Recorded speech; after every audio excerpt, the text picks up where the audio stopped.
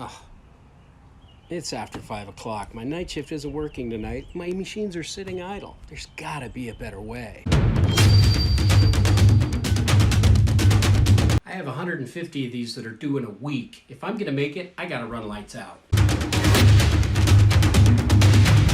I have some really good operators, but you know, there aren't enough of them. I can't find any to replace the ones that leave, and I don't have enough to fill my second shift.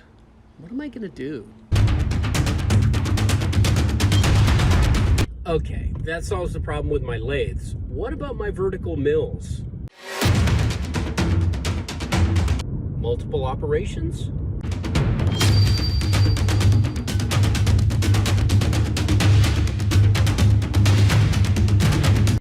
All right, I'm sold. Now can you help me with this traffic?